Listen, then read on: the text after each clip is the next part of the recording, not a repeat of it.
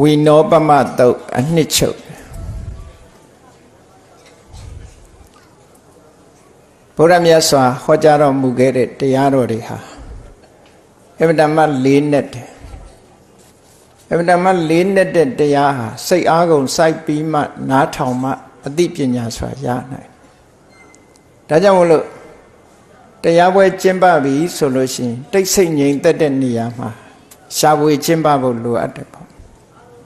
ဘုန်းကြီးတို့စာပေကျမ်းဂန်ထဲမှာမြတ်စွာဘုရားကအမြဲတမ်းဆုံးမဩဝါဒပေးလို့ရှိတယ်ဘုရားကလည်းဘာသာကြားတွေကအစသိတယ်အပ္ပတ္တကာမအတန်တိုးတိဋ္ဌာကိုမျက်နှိုးတယ်အပ္ပတ္တဝိနိတတိုးတိုးတိတ်တိတ်နေဖို့ဆုံးမတယ်မြတ်စွာဘုရားရဲ့တပည့်တာဝကတွေဟာအမြဲတမ်းတိတ်ဆိတ်ငြိမ်သက်မှုကိုယ်တိုင်လဲလိုလားတယ်မိမိပတ်ဝန်းကျင်ကိုလည်းပဲတိတ်ဆိတ်ငြိမ်သက်အောင်ဒီဆုံးမသွန်သင်တယ်ဆိုတာစာပေကျမ်းဂန်ထဲမှာအများကြီးရှိတယ်မြန်မာလူမျိုးတွေဟာဗုဒ္ဓဘာသာဖြစ်ရတဲ့ဆူညံမှုကိုအမတန်မှကြိုက်တဲ့လူကတော်တော်များတယ်ဘုန်းကြီးတို့အမေရိကန်နိုင်ငံမှာတစ်နှစ်နေရတယ်နေထိုင်တဲ့အချိန်အတွင်းမှာဆိုလို့ရှိရင်ဘယ်နေရာကြည့်လိုက်တိတ်ဆိတ်ငြိမ်သက်တာလူရှိတယ်လို့တော့မထင်ရဘူးဗမာပြည်မှာဆိုလို့ရှိရင်ဆူညံနေတာပဲအမြဲတမ်းဟိုကအတန်ချက်ဆက်တွေအော်ဖွင့်ဒီကအတန်ချက်ဆက်တွေအော်ဖွင့်နဲ့အဲ့တော့မြန်မာလူမျိုးတွေကဖះကိုးကွယ်ပေမဲ့လို့ဖះစကားနားမထောင်ဘူးဆိုတာအမှန်တမ်းထင်ရှားတယ်ဖះစကားနားမထောင်ဘူးမြတ်စွာဘုရားကထိုသုတ်တန်တွေမှာပိဋကစာပေကိုလေးလာကြည့်ရှင်သာရိပုတ္တရာအမှုပြုတဲ့ယဟန်တော်တွေဟာကျောင်းထဲရောက်လာလို့ကျောင်းနေကိုတော်တွေနဲ့စကားပြောတဲ့အခါမှာတပိတ်သင်္ကန်းကိုချပြီးတော့နှုတ်ဆက်ရင်ကနေနည်းနည်းစူးစူးညံညံဖြစ်သွားတာနဲ့မြတ်စွာဘုရားကကျောင်းထဲအထွက်လာပြီးတော့ရှင်အနန္ဒာကိုမေးတယ်ဘယ်သူတွေလဲတဲ့စူးညံနေတာဆိုတော့ရှင်အနန္ဒာကရှင်သာရိပုတ္တရာရဲ့တပည့်တွေပါဖရာတဲ့တပားနဲ့တပားနှုတ်ဆက်တယ်ဆိုတော့မြတ်စွာဘုရားဗာမေးရှိလို့ဆိုရင်အေး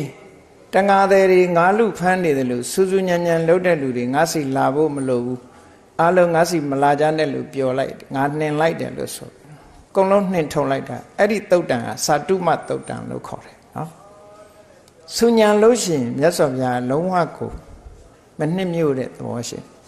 သို့သောဗုဒ္ဓဘာသာဝင်ဖရာကိုကိုးကွယ်တယ်ဆိုတဲ့လူမျိုးတွေဟာအများအားဆူညံပြီးတော့နေတယ်တရားပွဲကျင်းပတယ်ဆိုတဲ့နေရာလဲတိတ်ဆိတ်ငြိမ်သက်တဲ့နေရာကိုမရွေးဘူးစတိတ်ရှိုးလုံးတာမဟုတ်သည့်အတွက်ကြောင့်တရားပွဲကျင်းပတယ်ဆိုတဲ့နေရာမှာတိတ်ဆိတ်ငြိမ်သက်တဲ့နေရာရွေးချယ်ရမယ်ဘုန်းကြီးတို့မနှစ်တုန်းကလည်းပဲဒီအဖြစ်မျိုးတွေခဏခဏကြုံခဲ့တယ်လမ်းဘေးမှာကားတွေတခုသွားနေတဲ့လမ်းဘေးမှာတရားပွဲကျင်းပတယ်တရားပလင်တောင်မှတုံသွားတယ်ကားသံတွေကလည်းစူးညံနေတယ်အဲ့ဒီနေရာလောက်တယ်ဒီနှစ်တော့ဘုန်းကြီးတို့အဲ့ဒီနေရာကိုတရားပွဲမပေးတော့ဘာဖြစ်လို့လဲဆိုတော့တရားပွဲမလုပ်တဲ့နေရာကိုတရားပွဲလုပ်တယ်မြတ်စွာဘုရားလည်းမကြိုက်တဲ့အလုပ်တွေပဲလို့ဒါတွေဟာမန္တလေးမှာတပွဲရန်ကုန်မှာတပွဲမနှစ်တုန်းကကြုံခဲ့ရတယ်အခုဒီနှစ်တောင်းတော့မပေးတော့ဘူးအဲ့ဒီပွဲတွေအဲ့တော့ဘာလို့လဲဆိုတော့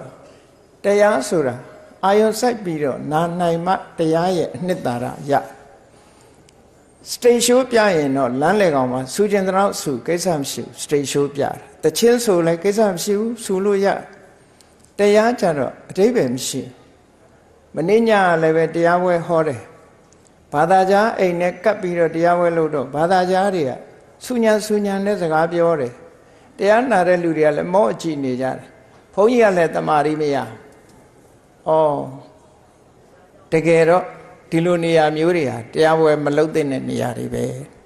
ဘာအစွဲမှမထားသင့်ဘူးတရားပွဲလုပ်တယ်ဆိုတာတရားအသိဉာဏ်ရအောင်လုပ်တာကိုယ့်ရက်ွက်မှာတရားပွဲတရားနာရတာဒီလိုမဟုတ်ဘူးဒီအစွဲလန်းတွေရှိနေသည့်အတွက်ကြောင့်တန်တရားတွေကမထွက်ကြတာပဲတကယ်ကတော့ဘုရားဟောတဲ့တရားဆိုတာအမြဲတမ်းနာရခဲတယ်နာရခဲတဲ့တရားကိုဆူညံတဲ့နေရာတွေမှာလုပ်မယ်ဆိုလို့ရှိရင်ဒီတရားဟာယင်တဲ့နှလုံးထဲလည်းရောက်မှာလည်းမဟုတ်ဘူးတက်အချိန်ဖြုံးရုံပဲဖြစ်မှာပဲဘာလို့လဲဆိုတော့ဘုရားတရားတော်ကငကိုကမှလေးနေရတဲ့အထင်ပဲအတန်ပလန်ကဘေးကနေဆူးနေတယ်ဆိုလို့ရှိရင်ဘလို့မှစိတ်မရောက်နိုင်ဘလို့မှစိတ်ရောက်လို့မရနိုင် မနေ့ကလည်းတပွဲဒီလိုကြုံပြီးအခုဒီကနေ့လည်းပဲဆူညံတဲ့နေရာမှာတရားဝဲဆိုဘုန်းကြီးတော့ဟောလို့မဖြစ်ဘူးအတန်နဲ့ကိုကဘာလို့လို့ဆိုဒီတရားတွေကိုကြက်ဟောရတာမဟုတ်ဘူးကိုယ်တိုင်ကဘုရားတရားတွေကိုသဘောကျအောင်စဉ်းစားဆင်ခြင်ပြီးတော့ဘလို့ပြောရင်နားလည်မလဲဆိုတဲ့ပုံစံနဲ့ဟောချရတာကြက်ပြီးတော့စာအုပ်ကြည့်ပြီးတော့ဖတ်တယ်ဆိုလို့ရှိရင်တော့သူ့အတန်ကိုယ်အတန်អော်လို့ရတာပေါ့အဲ့ဒါလိုဟာမျိုးမဟုတ်ဘူးအဲ့ဒါကြောင့်မို့လို့တရားဝဲကျင့်ပါတယ်ဆိုတဲ့အခါမှာတိတ်ဆိတ်ငြိမ်သက်တဲ့နေရာကိုရွေးတဲ့နဲ့မြတ်စွာဘုရားသခင်ကိုရောမြတ်ကဆူညံတာကိုလုံးဝမကြိုက်ဘူးဆိုတာဘုရားကိုးကွယ်တဲ့ပုဂ္ဂိုလ်တိုင်းသတိထားတဲ့နဲ့ပေါ့ပါဠိအကိုးအကားတွေမြောက်များစွာရှိတယ်မြတ်စွာဘုရားသခင်ကိုရောမြတ်သို့မဟုတ်ဘုရားရဲ့တပည့်သားတာဝကလားနေတာကိုမြင်တောင်မှပဲဘာသာကြားတွေဘုရားလက်ထက်ကဘာသာကြားတွေအညတ်ဒိဋ္ဌိယလို့ခေါ်တယ်အဲ့ဒီဘာသာကြား provide တွေဟာသူတို့ချင်းချင်းဆိုလို့ရှိရင်စူးညံပြီးစကားပြောနေကြတယ်ဘုရားရဲ့တပည့်သားတိတ်ဦးသို့မဟုတ်မြတ်စွာဘုရားကြွလာတာခလန်းလန်းကမြင်လိုက်တာနဲ့တပြိုင်နက်တယောက်လက်ကုပ်ပြီးဟေ့တိတ်နေကြဟိုမှာယဟန်ဂေါရမကြွလာပြီသို့မဟုတ်ယဟန်ဂေါရမရဲ့တပည့်သားဝကကြွလာပြီသူတို့ကတိတ်ဆိတ်တာကိုအမတန်မှကြိုက်တယ်ဆူညံနေရင်တို့စီလာမှာမဟုတ်ဘူးတိတ်ဆိတ်မှလာမှာလို့ဒီလိုစာပေထဲမှာပိဋကတ်ထဲမှာတုတ်တန်တော်များများမှာရှိတယ်ပေါ့အဲ့တော့မြတ်စွာဘုရားဟာအပတ္တတကာမအတန်တိတ်ဆိတ်မှုကိုညှနိုးတယ်တဲ့အပတ္တတဝိနိတတူတူတိတ်တိတ်နေဖို့မြတ်စွာဘုရားအမြဲတမ်းဆုံးပါတယ်တဲ့နော်အပတ္တတသဝဏဝါဒီတူတူတိတ်တိတ်နေတာကိုအမြဲတမ်းချီးမွမ်းစကားပြောတယ်ဒါကဗုဒ္ဓဘာသာဝင်နေမြန်မာလူမျိုးတွေမှာဗုဒ္ဓဘာသာလို့ဆိုပြီးတော့ဖះကိုကြီးညိုကိုးကွယ်ပေမဲ့လို့ဖះဘာကြိုက်တယ်လဲဆိုတာကိုမသိကြသိလည်းပဲမလိုက်နာဘူးဆိုတဲ့အဓိပ္ပာယ်မျိုးရောက်တယ်ဘုန်းကြီးတို့တခါမုံရမြို့မှာတရားဟောသွားတယ်တရားဟောသွားတဲ့အခါမှာဖះပြဝုံထဲမှာတရားဝဲကျင်းပတာတရားဝဲပြီးလို့ဖះရုပ်ပွားဆင်းတုတော်ရှိသွားပြီးတော့ကြော့တဲ့အခါမှာခန္ဓာကိုယ်ကြီးတိုက်ထဲဝင်ကြော့တဲ့အခါနိုင်ငံသားတယောက်တရားအထုတ်နေတယ်ဖះရှိမှာကပ္ပထံအထုတ်ပြီးတော့ဖះကိုအာယုံပြုတ်နေတာတွေ့ဘုန်းကြီးကဖះရှိဝင်ပြီးတော့ဝှချတော့သူကထိုင်ရာကကမ္မထမ်းထိုင်တာကိုခိတ္တရက်ပြီးတော့ဘုန်းကြီးကိုသူကရှ िख ုံးဝှချပြီးတော့စကားစမြည်ပြောပြတယ်ပေါ့သူကအမေရိကန်ကလာတာသူ့နာမည်ကရောဘတ်ကနွန်လို့ခေါ်တယ်ကမ္မထမ်းအားထုတ်ရင်ကနေဘုရားဘာသာဖြစ်လာသူကဘာပြောလဲလို့ဆိုရင်မြန်မာလူမျိုးတွေကတဲ့ဘုရားဘာသာတို့သာဆိုတယ်တဲ့ဖះရှိလာလည်းပဲဒီပေါက်ဆိုင်ပေါက်ကလေးလို့ပေါ့လေချက်ချင်းလေးဝိုးလေးချပြီးစကားထိုင်ပြောနေကြတာတဲ့ဖះပရဝုံနဲ့သူကြည့်တယ်ဖះရှိမှာဖះကိုအာယုံပြုတ်ပြီးတိတ်တိတ်ဆိတ်ဆိတ်နေတာတခါမတွေ့ရဘူးတဲ့ဟောကဲ့ခါတာနိုင်ငံသားအဲ့ဒါလို့ကဲ့ရဲ့သွားတာအဲ့တော့ဖះကြိုက်တာဘာကြိုက်တယ်လဲဆိုတာဘုရားဘာသာတွေသိဖို့အမှန်တမ်းလိုအပ်တယ်ဘာလို့လဲဆိုကိုဝယ်နေတဲ့ဖះရဲ့ဒီအကျင့်လေးတောင်မှမလိုက်နိုင်ဘူးဆိုတဲ့အခါကျတော့တို့တွေကဖះကိုးကွယ်တာဘာအဓိပ္ပာယ်ရှိလဲဘာမှအဓိပ္ပာယ်မရှိဘူးဖះရဲ့အဆုံးအမလိုချင်လို့ဖះအဆုံးအမလိုက်နာဖို့ဖះကိုကိုးကွယ်တယ်အဲ့ဒါလို့မဟုတ်ဘဲနဲ့ဖះစကားနားမထောင်ဘူးကိုကြိုက်တာပဲကိုလုပ်တယ်ဆိုတော့အမတမစဉ်းစားဉာဏ်ကင်းမဲ့ရရောက်တယ်ပေါ့ဖះပွဲတွေဆိုရင်ကျင့်ပါစူးညံနေတာဖះရှိရင်လက်ခံမလားအဲ့လိုလုပ်ရင်ဖះဝဲတွေဆိုတာဘုန်းကြီးတို့ငယ်စဉ်ကလည်းဖះဝဲတွေအမျိုးမျိုးကြည့်ခဲ့ရောက်တယ်ဆိုလို့ရှိရင်ဖះကိုလာပြီးတော့လဲကြတဲ့သဘောပဲရှောက်ကြည့်တဲ့သဘောပဲဖះကိုအလေးနဲ့ထားတဲ့ပုဂ္ဂိုလ်ဟာအမှန်တမ်းနဲတယ်ဖះဘောရောက်လာရင်စူးစူးညံညံတန်ချက်စက်တွေတခြင်းတွေဖွင့်တယ်အဲ့တော့ဖះနဲ့ပတ်သက်တဲ့တခြင်းလည်းမဟုတ်ဘူးတရားနဲ့ပတ်သက်တဲ့တခြင်းလည်းမဟုတ်ဘူးစကားပြောမဖြစ်ဆိုမဖြစ်အဲ့ဒါလို့စူညံမှုတွေနဲ့အမှန်တမ်းလွှမ်းမိုးနေတယ်အမှန်တမ်းမြန်မာလူမျိုးတွေနဲ့လုံနေတဲ့အလုပ်တွေနဲ့ဒါတနိုင်ငံလုံးအနှံ့ဒီတိုင်းပဲဒီတနေရာကိုပြောတာမဟုတ်ဘူးเนาะတနိုင်ငံလုံးအနှံ့လူတွေမစဉ်းစားကြဘူးဘုန်းကြီးတွေလည်းမစဉ်းစားကြဘူးလို့ပြောရမှာဘာလို့လဲဆိုပွဲကလေးရှိရင်အတန်ချက်ဆက်ပါမှာဆူတယ်ညံတယ်เนาะတ ချင်းမျိုးစုံဖွင့်နေဆိုနိုင်ငံသားတွေကဒါမျိုးသိပ်ပြီးတော့ကဲ့ရဲ့ရှုတ်ချတာအဲ့တော့ဗမာလူမျိုးတွေပုံမှာနိုင်ငံသားတွေကဘယ်လိုထင်သွားတော့ဆိုလို့ရှိရင်ဒီလူတွေကအလေးနဲ့မရှိဘူးပောဆတ်ဆတ်သမားတွေပဲဘာသာတရားလည်းနားမလဲဘူးဗုဒ္ဓဘာသာလို့သာပြောတယ်ဘုရားဆုံးမလည်းနားမလဲဘူးလို့သူတို့ကဒီလိုထင်သွားတာဟုတ်လဲဟုတ်တာပဲအမှန်ကတော့တကယ်ပွင့်ပွင့်လင်းလင်းပြောရမယ်ဆိုရင်ကိုမဟုတ်တာတွေအများကြီးပဲเนาะစူးစူးညံ့ညံ့လှုပ်တာအမှန်တမ်းဆိုးဝါးတယ်အဲတခါတရံဆိုလို့ရှိရင်အတန်ချက်ဆက်ကြီးတွေနဲ့អော်ပြီးတော့ရှောက်ပြီးတော့ဖွင့်နေတယ်တရားဖွင့်အောင်အတန်ချက်ဆက်နဲ့ဖွင့်နေဆိုရင်တစ်ဖက်သားရဲ့အနှောက်အယှက်ဖြစ်တယ်အမေရိကန်နိုင်ငံတို့ဆိုလို့ရှိရင်ဟိုအိမ်ဒီအိမ်အတန်ကြားလို့ရှိရင်ရဲကိုတင်လို့ရတယ်သူတို့နိုင်ငံမှာအတန်ဆူညံလို့မှမဲ့အိမ်နာနီးချင်းတောင်မှဒီအိမ်ကအတန်ချက်ဆက်နဲ့သို့မဟုတ်ကက်ဆက်ရေဒီယိုကျယ်ဖွင့်လို့ဟိုအိမ်ကအတန်နေကြားတယ်ဆူညံတယ်ဆိုရင်သူက911ကိုနှိပ်လိုက်ပြီးတော့ရဲအကြောင်းကြားလိုက်တာပဲဘာလို့ဆိုသူတို့ဆူညံနေတယ်ပေါ့ဒီမှာအဲ့ဒါနဲ့လာပြီးတော့တားမြစ်ခံရတာဒါတွေမကဘူးအမေရိကန်နိုင်ငံတို့မှာဆိုလို့ရှိရင်ဒါအမေရိကန်နိုင်ငံကောင်းတာကိုပြောတာမဟုတ်ဘူးဒီဖျားကြိုက်တဲ့အကျင့်မျိုးတွေဟာသူတို့စီမှာရှိတယ်ကောင်းတာကိုတော့ကောင်းတယ်လို့ပဲပြောရမှာပဲမကောင်းတာကိုမကောင်းဘူးလို့ပဲပြောရမှာသူတို့စီမှာတိတ်ဆိတ်ငြိမ်သက်တယ်ဘယ်နေရာမှာပဲဖြစ်ဖြစ်တရားအထုတ်လို့ရတယ်လမ်းပေါ်မှာကားတွေသွားတယ်ကားသာမြင်ရတယ်အတမ်းမကြားရဘူးနော်အိမ်တွေမှာလဲလူမရှိရလားလို့အောင်းမရတယ်တိတ်ဆိတ်ငြိမ်သက်နေတာပဲအဲ့တော့ခဏခေတ်မှာလဲပြောကြတယ်ဆူညံမှုဟာ noise pollution လို့ခေါ်တယ်ကျမရေးကိုလည်းထိခိုက်စေတယ်ကျမရေးကိုလည်းထိခိုက်စေတယ်အုံနောက်ကိုလည်းတုန်ခါမှုတွေအာကြည့်သည့်အတွက်ကြောင့်လူရဲ့ဒီအသိဉာဏ်ကိုလည်းပဲပျက်စီးစေတယ်လို့ဒီလိုဆိုတာအဲ့တော့ဗမာတွေရဲ့အုံနောက်ဟာဘလို့တွေဖြစ်နေမလဲသာစဉ်းစားကြည့်နာမခန္ဓာလောက်အောင်ဆူညံတဲ့အတန်ချက်ဆက်ကြီးတွေကိုသုံးပြီးတော့လုပ်နေတာဆိုတော့ဗမာလူမျိုးတွေရဲ့အုံနောက်ဟာဘယ်လိုပုံစံဖြစ်နေမလဲဆိုရင်နိုင်ငံသားတွေကမြင်လို့ရှိရင်တချို့ကတော့ထင်တယ်ဗမာတွေကိုနိုင်ငံသားအထင်ကြီးတယ်လို့ကြီးလိုက်မယ်အဲ့ဒီမှာတည်တည်ချာချာသူတို့နဲ့ပေါင်းကြည့်ရင်ဒီလူတွေဟာသူငယ်နှက်စားတွေလို့ပဲဒီလိုပဲအောင်းမိတာဘာလို့လို့ဆိုတော့လောက်ထားတဲ့ဟိုဟာနဲ့တခြားစီတွေတော်တော်များများတွေတွေ့ရတယ်ပေါ့ဆူညံမှုတွေဟာဒီနားနိုင်ငံတွေကြည့်မယ်ဆိုရင်မြန်မာနဲ့အိန္ဒိယဟာအဆူဆုံးနိုင်ငံနှစ်နိုင်ငံပဲတခြားနိုင်ငံတွေသွားကြည့်တိတ်ဆိတ်နေပဲဘာသာမှမကြားရကမ္မထာအားထုတ်လို့ရတယ်နေရာတိုင်းဟာကမ္မထာအားထုတ်လို့ရတယ်နိုင်ငံခြားမှာရောက်ဖူးနေဘူးတဲ့လူတွေသိပါဥရောပတို့အမေရိကတို့သွားတယ်ဆိုဘယ်တော့ဖြစ်ဖြစ်ငြိမ်းတာပဲဘယ်နေရာဖြစ်ဖြစ်တိတ်ဆိတ်တာပဲစကားပြောတာတောင်မှ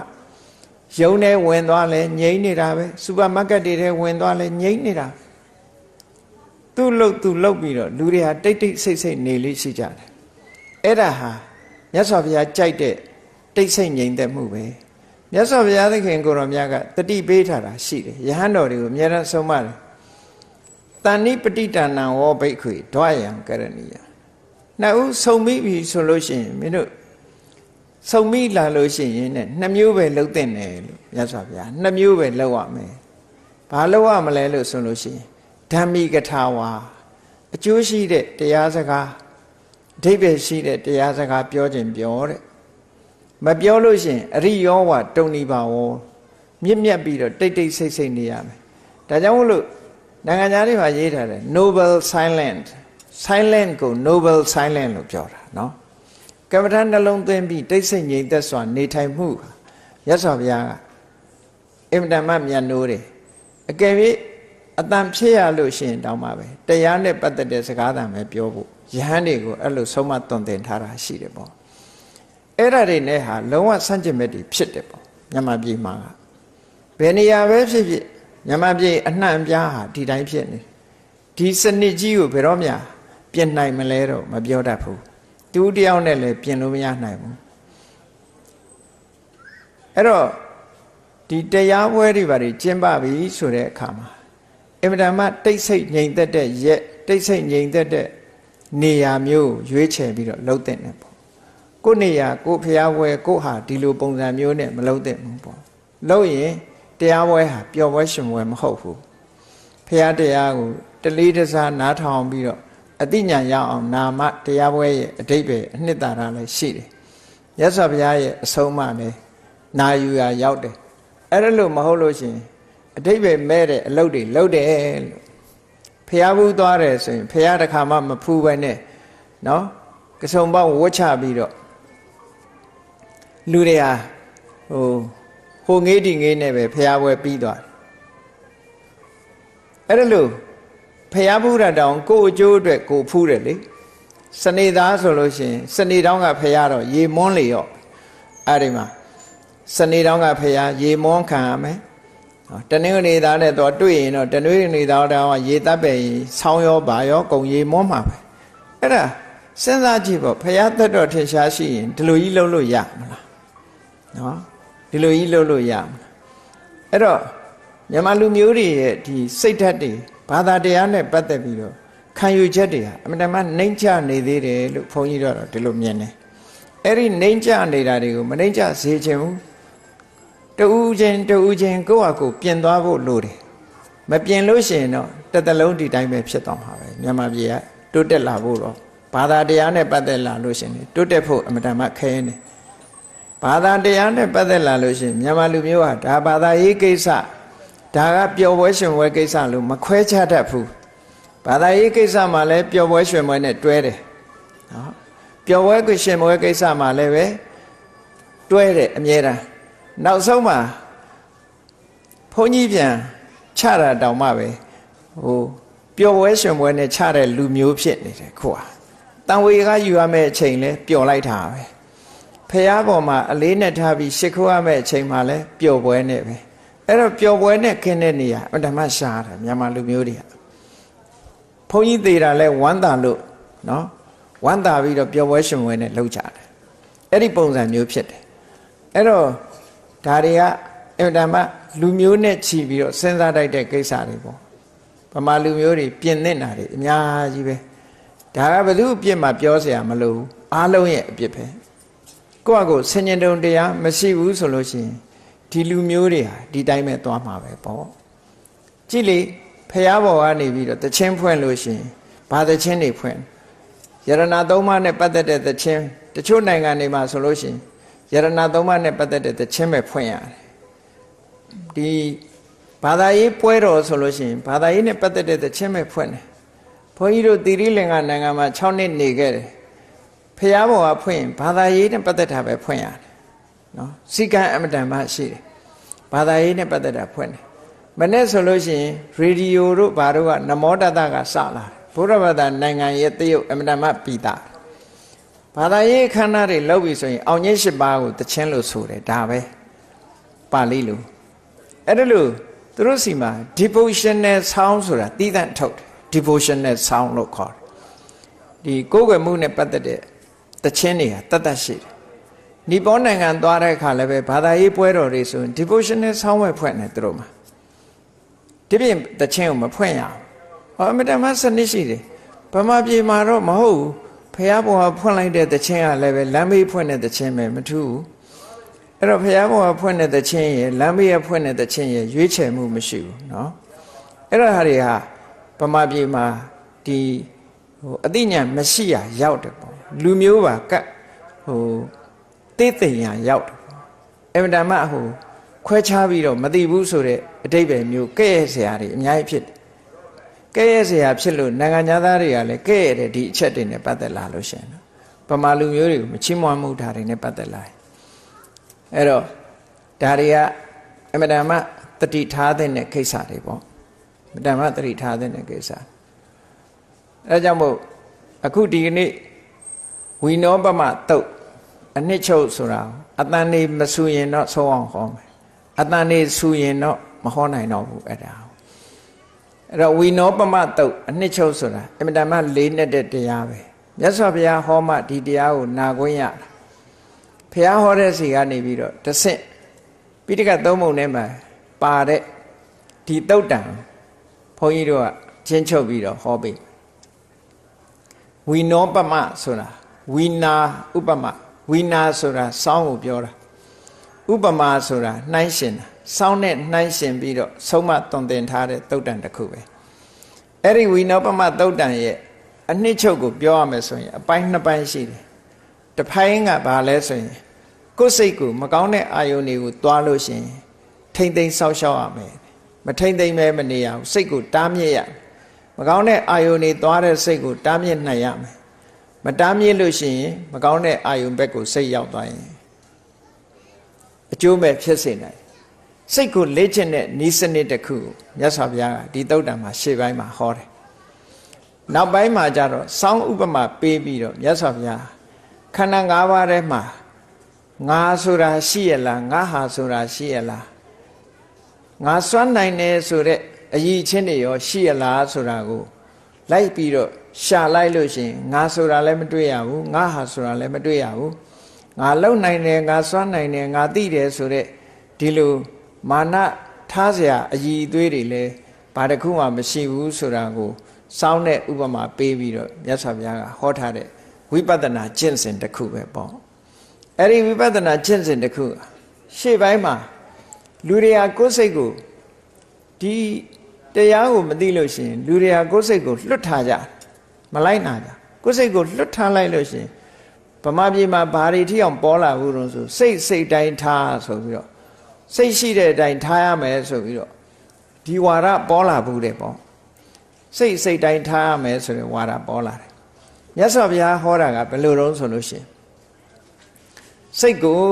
မကောင်းတဲ့အာယုံကိုတွားလို့ရှိရင်မတွားအောင်တားမြစ်ရမယ်ဒါမြတ်စွာဘုရားဟောတဲ့တရားအဲ့ဒီမှာစိတ်တားမြစ်မှုနဲ့ပတ်သက်ပြီးတော့နတ်သားတယောက်ကနေပြီးမြတ်စွာဘုရားကိုရှောက်တဲ့စကားတစ်ခုရှိသူကသူ့ရဲ့အယူဆတစ်ခုကိုရှောက်တယ်စိတ်ကိုအာယုံအားလုံးကနေမသွားစေရဘူးတားမြစ်ရမယ်ဒါဗမာပြည်မှာလည်းအဲ့လိုပြောနေတာတွေရှိတယ်နော်အပြင်အာယုံလာသမျှအကုန်ပုတ်ထုတ်ဆိုပြီးတော့ဒါဘုရားကျင့်စဉ်မဟုတ်ဘူးစိတ်ထဲမှာဘာအာယုံမှလက်မခံရဘူးလာသမျှအာယုံတွေကိုအကုန်ပုတ်ထုတ်ပြရမယ်နတ်သားတယောက်ကပါဠိလိုပြောတဲ့အခါကျတော့သဗ္ဗတောမနောနိဝါရီကိုယ်စိတ်လေးကိုအာယုံဘယ်အာယုံပဲဖြစ်ဖြစ်မသွားစေရဘူးတားမြစ်ရမယ်လို့ဒီလိုနတ်သားတယောက်ကရှောက်တော့မြတ်စွာဘုရားကဘာပြောတော့ဆိုရင်အားလုံးကတားမြစ်เสียမလို့ဘူးတဲ့နော်အားလုံးကတားမြစ်เสียမလို့ဘူးမကောင်းတဲ့အာယုံကသာတားမြစ်ရမယ်ကောင်းတဲ့အာယုံဆိုလို့ရှိရင်မတားမြစ်ရဘူးဟောဘုရားကြတော့အဲ့လိုခွဲခြားပြီးတော့ဟောတယ်ဒါဟုတ်တချို့ကလည်းစိတ်တိုင်းထားစိတ်ကိုအာယုံနေပေါ်လွတ်မထားနဲ့ဘယ်အာယုံမှမသွားအောင်တားရမယ်စိတ်အားလုံးကိုတားပြရမယ်လို့ဆိုတဲ့အယူဆဘုရားအယူဆမဟုတ်ဘူးဆိုတာဘာလို့လဲဆိုဘုန်းကြီးတို့တွေကဘုရားဟောတာကိုဟောတယ်လို့သိဖို့လိုတယ်ဘုရားမှာအမှန်သိတာကျန်တဲ့ပုဂ္ဂိုလ်တွေဟောတာကိုဂရုစိုက်เสียမလိုဘူးဘာဖြစ်လို့တုံးဆိုလို့ရှိရင်ကိုယ်မှလွဲမှားသွားရင်ဘယ်လောက်နစ်နာမလဲထင်တယ်လေတရားဓမ္မနဲ့ပတ်သက်သွားရင်နားလွဲမှားသွားရင်အလွန်ကိုနစ်နာတာနော်ကုံရှုံးရင်တစ်ခေါက်ဆိုတာနော်ဆရာရှုံးရင်တသန္တရာလုံးမှောက်တယ်လို့ဒီလိုပြောတာကုံရှုံးရင်တစ်ခါပဲရှုံးမယ်တရားဓမ္မနဲ့ပတ်သက်ပြီးတော့လွဲမှားစွာလုပ်ရင်တသန္တရာလုံးဒုက္ခရောက်သွားနိုင်တယ်ပေါ့ဒါကြောင့်မို့ဘုရားအစစ်ဘုရားဟောတဲ့တရားအစစ်မှန်နေသိနိုင်ခွင့်ရရဲ့တန်းနဲ့သိအောင်မကြိုးစားပဲနဲ့အမတ်တမဲ့ဟိုလူပြောဟုတ်နိုးနိုးဒီလူပြောဟုတ်နိုးနိုးဒီလိုယုံကြည်နေတယ်ဆိုလို့ရှိရင်တော့ဒါအမတန်မှမဟုတ်တဲ့ကိုယ့်ဘဝကိုနှိမ့်အောင်လှုပ်ထားတဲ့အလားတရံတူတယ်ပေါ့အဲ့ဒီမှာနတ်သားတယောက်ကအာယုံအားလုံးကနေစိတ်ကိုတားပါလို့ဆိုတော့မြတ်စွာဘုရားမဟုတ်ဘူးအာယုံအားလုံးကတားเสียမလိုဘူးမကောင်းတဲ့အာယုံဒေါဘဒေါသမောဟဖြစ်เสียအာယုံကသာစိတ်ကိုတားရမယ်လို့အခုဒီဝိနောပမတုတ်တံကိုလေတုတ်တံမှာလည်းပဲအဲ့ဒီတိုင်းပဲဟောထားတာနော်အဲ့ဒီမှာမြတ်စွာဘုရားကဟောပုံလေးကိုနည်းနည်းကြည့်ကြည့်မြတ်စွာဘုရားဟောတော့ကတော့ဘိက္ခုဘိက္ခုနီတပည့်ယဟန်နေနဲ့တပည့်တာဝိကာဥဘိက္ခုနီမတွေကိုဥတည်ပြီးတော့ဟောပေမဲ့လို့အားလုံးအတွက်ဟောတဲ့တရားပဲဖြစ်တယ်ပေါ့ကဲဘဝနဲ့ဆက်ဟပ်ပြီးတော့ကြည့်မယ်ဆိုရင်မြတ်စွာဘုရားဟောထားတဲ့တရားစိတ်ကိုတားဆိုတာဘယ်ဟာနဲ့ပတ်သက်ပြီးတော့တားမှာတော့ဆိုဘုန်းကြီးတို့တွေမှာစိတ်ဖြစ်ဖို့နေရာတွေစိတ်ဖြစ်ခြင်းရဲ့အကြောင်းတရားတွေဟာ6ခုရှိတယ်ပေါ့ဆိုပါစို့ဘယ်ကနေစဖြစ်လာတော့ဆိုမျက်စိနဲ့အဆင်းအာယုံမြင်လာလို့ရှိရင်အဲ့ဒီအမြင်အာယုံပေါ်မှာစိတ်ဖြစ်တယ်နော်နားနဲ့အတန်ကိုကြားလာလို့ရှိရင်ကြားတဲ့အတန်ပေါ်မှာစိတ်ဖြစ်တယ် နှာခေါင်းနဲ့အနံ့ရလို့ရှိရင်အနံ့ရတဲ့အာယုံပေါ်မှာအနံ့အာယုံပေါ်မှာစိတ်ဖြစ်တယ်လျှာနဲ့အရသာကိုသိလို့ရှိရင်အရသာအာယုံပေါ်မှာစိတ်ဖြစ်တယ်ခန္ဓာကိုယ်နဲ့ထိတွေ့လို့ရှိရင်ထိတွေ့အာယုံပေါ်မှာစိတ်ဖြစ်တယ်စိတ်ထဲကစိတ်ကူးကြံစီလို့ရှိရင်စိတ်ကူးကြံစီတဲ့အာယုံပေါ်မှာစိတ်ဖြစ်တယ်တဲ့အဲ့ဒါလို့ဖြစ်တဲ့အခါမှာကြည့်မျက်စိကမြင်တဲ့အခါမှာဘာတွေဖြစ်တတ်တုံးကိုယ့်အကိုစဉ်းစားကြည့်မျက်စိကမြင်စရာအာယုံတစ်ခုကိုမြင်လို့ရှိရင်နှစ်သက်စရာအာယုံဖြစ်လို့ရှိရင်လိုချင်တဲ့ဆန္ဒနော်ဒီနေရာမှာမြတ်စွာဘုရားကတဏှာကိုဆန္ဒလို့သုံးထားတယ်ဘုရားဟောတဲ့ပါဠိတော်လေးကဘယ်လိုဆိုတာတော့ဆိုစက္ခုဝိညေယေတုရူပေတုဥပ္ပစေယစက္ခုဝိညေယေတုဆိုတာစက္ခုပတာရကိုမှီပြီးတော့ဖြစ်ပေါ်လာတဲ့မြင်သိစိတ်ဖြင့်သိနိုင်တဲ့ရူပေတုရူပါယုံအဆင်းအာယုံတို့ပေါ်မှာတဲ့ဘာဖြစ်လာတော့ဆိုရင်ကောင်းတာတွေးလိုက်တဲ့အခါကောင်းတဲ့အဆင်းအာယုံပေါ်မှာလူတွေဘာဖြစ်လဲဆန္ဒောဝါရာဂောဝါ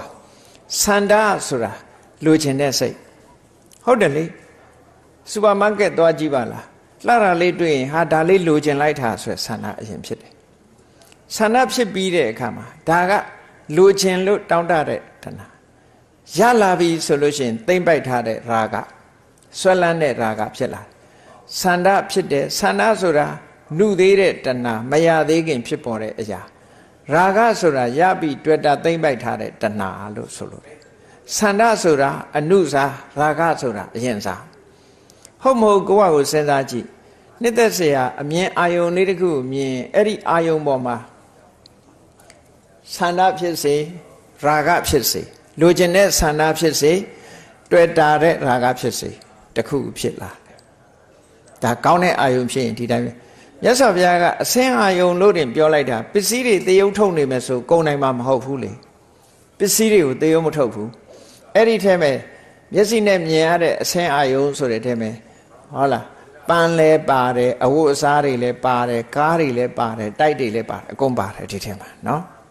တခုတည်းနဲ့ခြုံငုံပြီးတော့မြတ်စွာဘုရားပြောလိုက်တာမျက်စိနဲ့မြင်လို့ရတဲ့အလှအပမှန်တယ်များဒီထဲမှာအကုန်ပါတယ်ပစ္စည်းနဲ့သေယုတ်ထုတ်ပြောမယ်ဆိုရင်ကုန်ထိုင်ဖွယ်ရမရှိဘူးလေလောကမှာအဲ့ဒါကြောင့်မို့လို့မျက်စိနဲ့မြင်ပြီးတော့သိရတဲ့အဆင့်အာယုန်တွေပေါ်မှာတဲ့လိုချင်တဲ့ဆန္ဒတွေ့တာတဲ့ရာဂဒီနှစ်ခုဖြစ်နိုင်တယ်ဖြစ်လာနိုင်တယ်တဲ့နောက်တစ်ခါပြောပြန်တယ်ကိုမကြိုက်တဲ့အရာကြတော့လူတွေကဘာဖြစ်လာတော့ဆိုမလိုချင်တဲ့မုန်းတီးတဲ့ဒေါသဖြစ်တယ်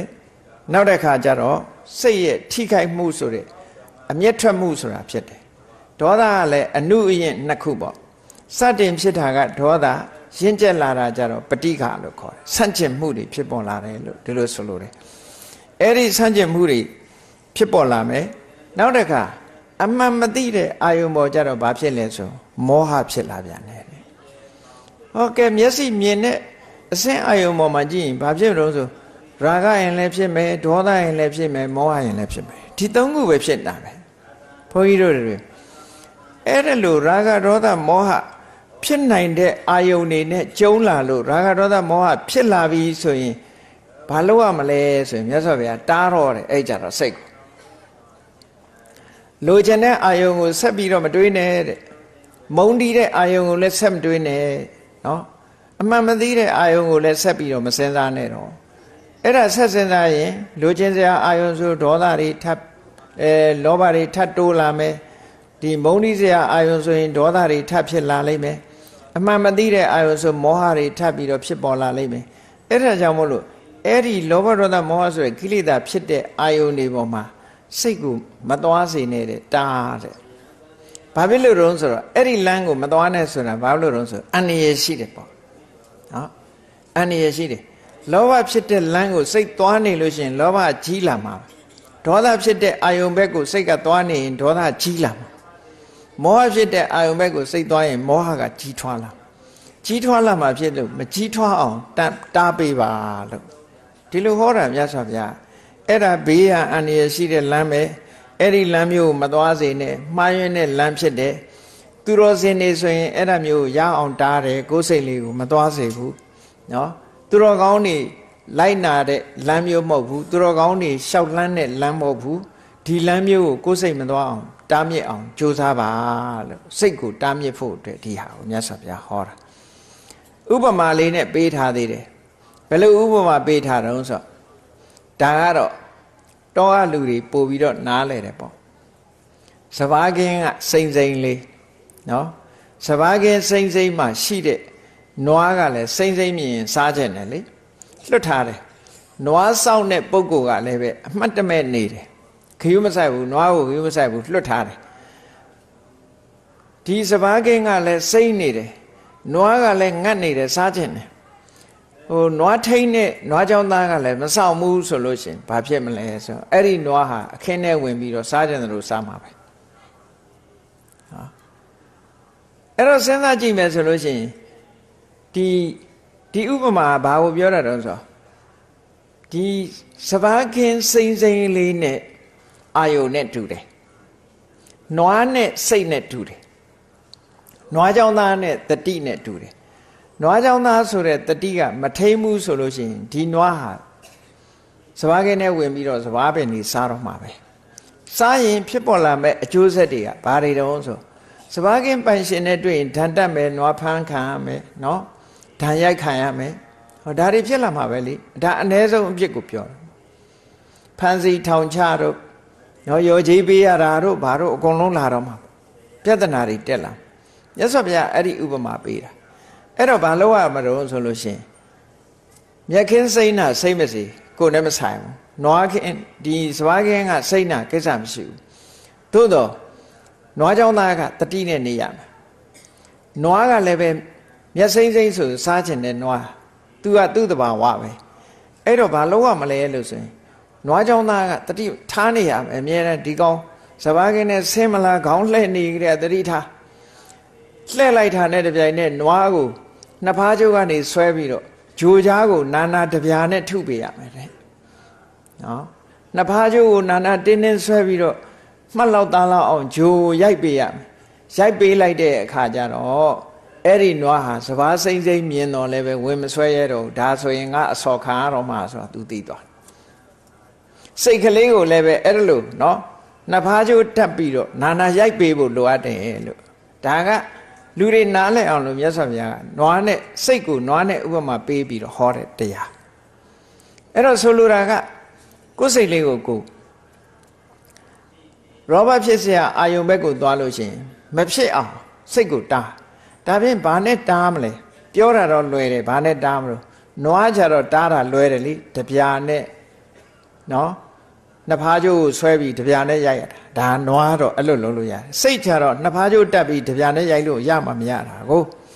မရတော့ဘယ်လိုလုပ်အောင်မလုပ်ဆိုတော့ကိုယ်စိတ်လေးက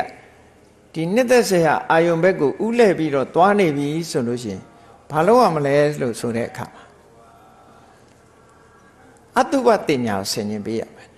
နော်မတင့်တယ်ဘူးဆိုတဲ့ဒီအစင်းအာယုံနဲ့ပတ်သက်ပြီးတော့အတုပတင်ညာနဲ့စိတ်ကတော့မကြိုက်ဘူးအတုပတင်ညာကိုမလှပဘူးမတင့်တယ်ဘူးဆိုတဲ့ဘက်ကနေလှက်ပန်းပြီးတော့တွေးရမယ်အဲ့ဒါမှရာဂကိုဖယ်ရှားနိုင်တယ်နောက်နီးရပါတော့ဆိုလို့ရှိရင်မမြဲတဲ့သဘောတွေအနိစ္စသဘောတွေကိုဆင်ញင်စဉ်းစားပေးရမယ်ဒုက္ခတွေကိုဆင်ញင်စဉ်းစားပေးရမယ်ဝိပဿနာဉာဏ်နဲ့စိတ်ကလေးကိုထိမ့်ချုပ်ပြီးတော့တားပေးရတတိဆိုတဲ့ကြိုးနဲ့နာနာဆွဲပြီးတဲ့အခါမှာနော်မမြဲတဲ့သဘောတွေကိုဆင်ញင်စဉ်းစားပေးတာဟာဒါတားမြစ်တဲ့သဘောပဲပေါ့ဒီလိုတားခိုင်းတာဒီလိုတားရမှာအာယုတစ်ခုကိုစွာစို့ကို့မှာတဘာဝတစ်ခုပြောပြမယ်ဆိုစူပါမားကတ်သွားတယ်ပစ္စည်းတစ်ခုတအားလိုချင်လားကို့မှာလည်းဝယ်နိုင်တဲ့အနေအထားမရှိဘူးဆိုဘာလို့လဲခိုးချင်တဲ့စိတ်ပေါ်လာလိုက်မယ်ဖြစ်တတ်တယ်နော်အဲ့ဒါကြတော့ဘာလို့ရမလဲလို့ဆိုတဲ့အခါစဉ်းစားဒီပစ္စည်းလေးကအခုသာလှတာခဏနေလို့ရှင်ပြတ်သွားမှာပဲတိတ်မခံဘူးနောက်ဆုံးကြတော့လမ်းဘေးရောက်သွားမှာပဲလို့ကိုယ်စိတ်ကနေပြီးတော့မကောင်းတဲ့ဘက်ကနေလှည့်တွေးပေးထားတယ်ငါလည်းပစ္စည်းလဲသင်္ခါရလူလဲသင်္ခါရအိုးဒါကြီးရှိနေတော့ဘာအကျိုးရှိမှာတော့ဆိုတဲ့ဘယ်နည်းနဲ့တာပေါ့ကိုယ်စိတ်ကိုလွတ်မထားနဲ့အဲ့ဒါလို့တားရမယ်လို့ဒီလိုဆိုလိုတာဒါကိုစိတ်ကိုတားတဲ့နည်းတစ်ခုကိုမြတ်စွာဘုရားဟောတာကိုယ့်ဘက်ကိုဆင်ញင်စဉ်းစားပြီးတော့တားလို့ရတယ်ဒါဖြင့်အာယုန်တစ်ခုအပေါ်မှာဒေါသဖြစ်လာပြီဆိုလို့ရှိရင်ဘယ်လိုတားရမလဲအာယုန်တစ်ခုအပေါ်မှာဒေါသဖြစ်လာပြီဆိုလို့ရှိရင်ခုနကအနိစ္စတင်ညာနဲ့တားလို့ရတယ်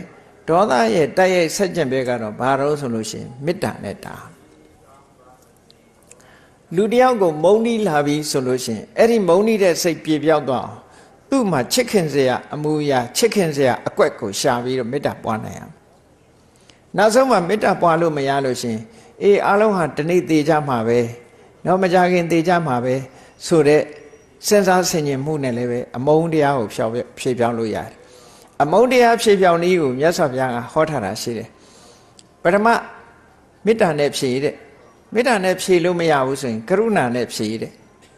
တဏှာတဲ့စိတ်နဲ့ဖြေတဏှာတဲ့စိတ်နဲ့ဖြေလို့မှမရဘူးဆိုရင်ဘာနဲ့ဖြေဥပိ္ပခာနဲ့ဖြေကံကံကြီးအကျိုးစဉ်းစားပြီးဥပိ္ပခာနဲ့ဖြေနောက်တစ်ခုကျတော့ဘာတော့ဆိုလို့ရှိရင်မေ့ပစ်ခြင်းဆိုတဲ့ဒါနဲ့ပဲဖြေရမယ်လို့ဒီလိုဆိုလို့မေ့ထားလိုက်ရမယ်အဲ့ဒါလို့ဒေါသဖြစ်လာတယ်ဆိုလို့ရှိရင်လေစိတ်ကိုတားတဲ့နည်းကဘာနဲ့တားမလို့ဆိုမေတ္တာနဲ့တားမယ်သို့မဟုတ်ကရုဏာနဲ့တားမယ်သို့မဟုတ်ဥပိ္ပခာနဲ့တားမယ်သို့မဟုတ်ကံကံဤကျိုးဆင်ញင်မယ်သို့မဟုတ်ရင်နောက်ဆုံးမှာဒီမေ့ထားခြင်းဆိုတာနဲ့တားမယ်ဟောဒါတားတဲ့နည်းတွေစနစ်တွေပဲလောကမှာမီးလောင်လို့ရှိရင်မီးမလောင်အောင်ဘာလို့ရတော့လို့ဆိုမီးဘေးရှောင်မလောင်ခင်တားဆိုတာတားထားတဲ့အလုပ်တွေမီးမလာနိုင်အောင်မီးမလောင်နိုင်အောင်အစရတဲ့ကမီးကိုဂရုစိုက်ထားတာတို့လောင်စာတွေမထားတာတို့ဒါတွေကဒီလိုလောက်ကြတယ်လို့ပဲတရားဓမ္မနဲ့ပတ်သက်လာလို့ရှိရင်လေဒါဆင်ခြင်စဉ်းစားရမယ့်အချက်တွေပေါ့နော်မကောင်းတဲ့စိတ်ကိုတားဆီးနိုင်ရမယ်လို့ဒါမြတ်စွာဘုရားဒီသုတ်တံမှာဟောထားတဲ့ဤစနစ်တွေကိုပြောပြတာနော်ဒါကမျက်စိနဲ့မြင်ရတဲ့အဆင့်အာယုန်နဲ့ပတ်သက်ပြီးလောဘဖြစ်ရင်လည်းအတုပဘာဝနာကမ္မထာနဲ့တားမယ်အာနိစ္စတင်ညာနဲ့တားမယ်တခုနဲ့တားနော်ဒေါသဖြစ်လာလို့ရှိရင်မေတ္တာနဲ့တားမယ်တခြားနည်းတွေနဲ့တားမယ်ဟောဆက်ပြီးတော့မဖြစ်တော့မောဟဖြစ်လာရင်ဘာနဲ့တားမလို့ဆိုရင်အသိဉာဏ်ရအောင်လုပ်ရမယ်အဲ့ဒါကြောင့်မောဟဖြစ်လာလို့ရှိရင်မသိရင်သိအောင်လုပ်မယ်ပေါ့တရားနာမယ်တရားစာအုပ်တွေဖတ်မယ်ဒီလိုဆွေးနွေးပြီးတော့တရားဓမ္မကိုကိုယ်တဏ္ဍာမှာအသိဉာဏ်တွေရအောင်လုပ်ခြင်းဖြင့်ဒီစိတ်ကိုမောဟမဖြစ်အောင်တားတဲ့နည်းဒီလိုဆိုလိုတာအဲ့ဒီတိုင်းပဲနားကကြားတဲ့အတန်နှာခေါင်းကနမ်းရှူရတဲ့အနတ်လျှာကနေပြီးတော့အရသာခံရတဲ့အရသာခန္ဓာကိုယ်ကထိတွေ့လာတဲ့အထိတွေ့နော်နောက်ထပ်စိတ်ကူးစိတ်တန်းထဲမှာဝင်လာတဲ့အာယုံအဲ့ဒါနေနဲ့ပတ်သက်လာလို့ရှိရင်လေလောဘဖြစ်မယ်ဆိုလို့ရှိရင်စိတ်ကိုတားဒေါသဖြစ်လာမယ်ဆိုရင်လည်းစိတ်ကိုတားမောဟဖြစ်လာမယ်ဆိုရင်လည်းစိတ်ကိုတားဘာနဲ့တားမလို့ဆိုခုနကနေတရားအာယုံတစ်ခုနဲ့တားရမယ်တရားဆိုတာဘယ်တရားပဲနှလုံးသွင်းတရားအာယုံတစ်ခုနဲ့တားလို့ရတယ်ဥပမာပဲထွက်လေဝင်လေနဲ့တားလို့ရောမရဘူးလားရတယ်နော်အာနာပါနနဲ့တားလို့လည်းရတယ်လောဘဖြစ်ရင်ကိုယ့်အကိုအာနာပါနရှုနေလိုက်မိတ်ထားလိုက်ဒေါသဖြစ်ရင်လည်းအာနာပါနရှုနေလိုက်မိတ်ထားလိုက်မောဟဖြစ်ရင်လည်းအာနာပါနရှုနေလိုက်မိတ်ထားလိုက်ဟောမိတ်ထားလိုက်လို့ရှိရင်မြင်သမျှအာယုံကြားသမျှအာယုံနမ်းရှုသမျှအာယုံနော်လက်ရသမျှအာယုံခန္ဓာကိုယ်ထိတွေ့သမျှအာယုံစိတ်ကူးသမျှအာယုံတွေပေါ်မှာကြည့်စိတ်ကိုတားပြီးသားဖြစ်သွားတယ်တဲ့ဒီစနစ်တွေကိုမြတ်စွာဘုရားဟောတာပါအားလုံးဟာထွက်ပေါက်ရှိအဲ့ဒီထွက်ပေါက်တွေကထွက်နိုင်ဖို့အရေးကြီးတာထွက်ပေါက်တွေကမထွက်ရင်ဘာဖြစ်မလို့ဆိုရင်အေးလောဘဖြစ်ရင်လည်းဆက်ဖြစ်နေမှာပဲဒေါသဖြစ်ရင်လည်းဆက်ဖြစ်နေမှာပဲဆက်ဖြစ်ရင်ဘာဖြစ်တုံးဆိုရင်လောဘဖြစ်ရင်မနောကံကနေပြီးတော့ဘာပါလာမလို့ဆိုဝစီကံပါလာမှာဝစီကံကနေပြီးကာယကံပါလာနော်အဲ့ဒါလိုတွေဖြစ်လာနိုင်တယ်ပေါ့အကုသိုလ်တွေကတိုးတဲ့တိုးများတဲ့များလာနိုင်တဲ့အခြေအနေတွေကိုဖြစ်လာနိုင်တယ်လို့ဒီလိုဆိုတာဒါကဝိနောပမသုတ်တံရဲ့ပထမပိုင်းမှာမြတ်စွာဘုရားကစိတ်ကိုတားမြစ်ဖို့မကောင်းတဲ့အာယုံဘက်ကိုသွားတဲ့စိတ်ကိုအခုပုံစံနဲ့တားပါလို့တားမြစ်ပုံတားမြစ်နည်းကိုဟောလိုက်တာနော်အဲ့ဒါလို့တားမြစ်တယ်ဆိုတဲ့နေရာမှာအကျဉ်းချုပ်ပြောလိုက်တဲ့အခါကျတော့မြတ်စွာဘုရားဟောတဲ့တရားကိုကြားဘူးနာဝမရှိတဲ့ပုဂ္ဂိုလ်နာလည်းမနာဘူးဖះရဲ့အဆုံးအမဩဝါဒလည်းမရဘူးဖះထံကအဆုံးအမဩဝါဒလည်းမရဘူးသူတော်ကောင်းတွေရဲ့ထံကအဆုံးအမဩဝါဒလည်းမရဘူးဆိုတဲ့ပုဂ္ဂိုလ်တယောက်ဟာတဲ့ဟောဒီအာရဏ6ပါးနဲ့ပတ်သက်လာလို့ရှိရင်နော်အာရဏ6ပါးနဲ့ပတ်သက်လာလို့ရှိရင် ဘာမှပိတ်ဆို့ဆောင်စည်းခြင်းမရှိတော့ကာမဂုဏ်အာယုန်တွေပေါ်မှာလူတွေဟာစိတ်တိုင်းကြကာမဂုဏ်အာယုန်ထဲမှာစိတ်တွေကိုလွတ်ထားတော့ခုနကစဘာကင်းကြီးတဲ့နွားကိုစိတ်ရှိတိုင်းစားသလိုပဲနော်လူတွေရဲ့စိတ်ဟာကာမဂုဏ်အာယုန်ထဲမှာပျော်ကျင်တိုင်းပျော်ပါကျင်တိုင်းပါပြီးတော့ကာမဂုဏ်အာယုန်တော်ကြီးထဲမှာပဲဒီလိုပဲနေမွန်းသွားကြမယ်ဆိုတော့တန်တရားဝကထွက်ပေါက်ဆိုတာလုံးဝမရှိလူဘဝတစ်ခါဆုံးသွားတယ်ရောက်ချင်တဲ့ဘဝရောက်သွားတယ်တစ်ခါပြန်ပြီးတော့ကံကောင်းလေးထောက်မှတဲ့အခါလူပြန်ဖြစ်တယ်ပျော်လိုက်တယ်ပါလိုက်တယ်ဘာအသိမှမရှိဘူးသွားပြန်ရောတဘဝတိရစ္ဆာန်ဖြစ်ပြန်ရောသွားပြန်ရောတဘဝနော်ပြိတ္တာဖြစ်တယ်သွားပြန်ရောဆင်းရဲဒုက္ခတွေငရဲကြရင်လည်းဆင်းရဲဒုက္ခတွေအော်ဟစ်ညည်းညူပြီးတော့ကံကုန်လို့လွတ်လာပြန်တော့တဘုံရောက်ပြန်တယ်ကာမဂုဏ်အာယုန်တွေထဲမှာပျော်ပြီးတော့ဒီလိုပဲနေဦးမှာပဲဘယ်တော့မှလည်းထွက်ပေါက်ကိုစဉ်းစားမှလည်းမဟုတ်ဘူးထွက်ပေါက်မဲ့လမ်းကိုလည်းပဲမသိနိုင်ဘူးတဲ့ပုထုဇဉ်တွေရဲ့အနေထားကိုပမာဒမိတ်လျော့နေတယ်လို့ဆိုတာကာမဂုဏ်အာယုန်ကဲစဉ်းစားကြည့်နော်အခုကဘာမှာတန်ပေါင်း6000ကျော်9000လောက်လူရှိနေလူဦးရေတွေရှိနေအဲ့ဒီလူဦးရေတွေထဲမှာကာမဂုဏ်အာယုန်ပျော်ပါမှုတွေကိုစိတ်ကိုလွတ်ထားတဲ့လူနဲ့မလွတ်ဘဲနဲ့တရားအာယုန်ဘက်ကိုဆွဲယူထားတဲ့ပုဂ္ဂိုလ်ဘယ်နှဦးဘလောက်များกว่าခြားမလို့ကိန်းကနန်းချင်းပဲရှင်းကြည့်အောင်ပေါ့တန်ပေါင်း6000 9000လောက်လူတွေတဲ့တသန်းပြည့်အောင်ကာမဂုဏ်အာယုန်တွေကကိုယ်စိတ်ကိုဆွဲထုတ်နိုင်တဲ့လူမရှိဘူးအင်တန်မှများတယ်တခြားနေရာတွေမကြည့်နဲ့ကိုယ့်ရက်ွက်ကိုယ့်ဒေသပဲကြည့်အောင်နော်တရားအာယုန်ဘက်ကိုရောက်ဖို့ဆိုတဲ့လူဟာအင်တန်မှနဲတယ်လေဆွဲထုတ်မယ်ဆိုအင်တန်မှနဲတယ်ဆွဲထုတ်နိုင်တဲ့လူဟာအင်တန်မှနဲတယ်အဲ့တော့ဒီဥယျာဉ်တွေနဲ့ရှင်ကြည့်လိုက်မယ်ဆိုလို့ရှိရင်တန်တရားထဲမှာလဲမဲ့လူတွေကအများကြီးပဲဖြစ်နေတယ်ပေါ့ဒါကိုဆိုလိုတာနော်အဲ့ဒါကြောင့်မို့လို့စိတ်ဆိုတာကာမဂုဏ်အာယုန်တွေထဲမှာလွတ်ထားလို့ရှိရင်မြက်ခင်းစိမ့်စိမ့်စဘာခင်စိမ့်စိမ့်ထဲမှာဝင်ပြီးတော့နွားတွေစိတ်ရှိတရှိမေ့မေ့မျောမျောစားနေလို့ပိုင်ရှင်နဲ့တွေ့တဲ့အခါမှာအထုခံရအနှက်ခံရဒဏ်တက်ခံရနဲ့ဆိုတာတွေကဘာတွေနဲ့တူတော့ဆိုတော်ကြတိရစ္ဆာန်ဖြစ်လိုက်တော်ကြငရဲကြလိုက်တော်ကြပြိတ္တာဖြစ်လိုက်နဲ့ဘဝတွေမှာအဆင်းရဲဒုက္ခတွေအမျိုးမျိုးခံငရဲရောက်ရင်တော့အော်မယ်နော်အော်ရမှာပဲငရဲရောက်တယ်ပြိတ္တာရောက်တယ်တိရစ္ဆာန်ဖြစ်တယ်ဆိုရင်လည်းခိုင်းသမျှငုံခံဒီလိုပဲသွားမှာပဲဒါတွေကဘာတော့ဆိုလွတ်ထားတော့ခုနကစိတ်ဆိုတဲ့နွားကိုလဲစဘာခင်းနေတဲ့မှာစားနေတာကိုမထိမ့်သိမ့်သည့်အတွက်ကြောင့်လွတ်ထားလို့ခံရတဲ့ဓာတ်တွေကအများကြီးပဲပေါ့အဲ့လိုတန်တရားထဲမှာလည်းပဲအဲ့လိုဖြစ်နေတယ်လို့မြတ်စွာဘုရားကတင်စားပြီးတော့ဟောတာဒါကြောင့်မို့လို့ဘာလို့ရမလဲဆိုရင်မျက်စိနာနာလျှာကိုယ်စိတ်လို့ဆိုတဲ့ဒီအာရဏ6ပါးအာရဏ6ပါးကိုလုံခြုံအောင်ထိမ့်သိမ့်ဆောက်ရှောက်ရမယ်တတိနဲ့လုံခြုံအောင်ထိမ့်သိမ့်ဆောက်ရှောက်မြတ်စွာဘုရားစီကနီးလန်းရတဲ့ပုဂ္ဂိုလ်တွေကြတော့ကြည်လောဘဖြစ်တဲ့အာယုံဘက်ကိုမလိုက်နဲ့အတုပတင်ညာနဲ့တာဒေါသဖြစ်မဲ့အာယုံဘက်ကိုမလိုက်နဲ့မေတ္တာနဲ့တာမောဟဖြစ်မဲ့အာယုံဘက်ကိုမလိုက်နဲ့အတိညာနဲ့ဆင်ញင်စဉ်းစားဆိုတဲ့ဤစနစ်တွေနဲ့စိတ်ကိုထိမ့်သိမ့်ဆောက်ရှောက်တဲ့အခါမှာစိတ်ကလေးကိုအနိုင်ရလိုက်ပြီဆိုတဲ့အခါမှာစိတ်ကလေးဟာ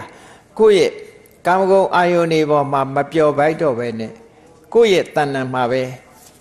ဒီထားတဲ့နေရာမှာပဲစိတ်ကလေးဟာတည်ငြိမ်ပြီးတော့သွားတယ်တရားအာယုန်ဓမ္မအာယုန်နဲ့တည်ငြိမ်ပြီးတော့အပြစ်ကင်းတဲ့အာယုန်လေးပေါ်မှာတည်ငြိမ်သွားတယ်ဆိုပါစို့ပြောမယ်ဆိုလို့ရှိရင်တမာတိကျင့်စဉ်လေးတစ်ခုကျင့်လိုက်လို့ပထမဇန်လေးရသွားတယ်စိတ်လေးတည်ငြိမ်သွားတာနော်အဲ့ဒီတည်ငြိမ်သွားတဲ့အကျိုးကျေးဇူးကဘယ်လောက်ရှိတုံးဆိုလို့ရှိရင်ပြမပြေသွားမဟာကတ်တကတ်လုံးမဟာပြမအဖြစ်နဲ့ဆိုလို့ရှိရင်ကဘာတကတ်ရှိကြတဲ့တက်တန်းရှိကြတဲ့ဘဝကိုရောက်သွားတယ်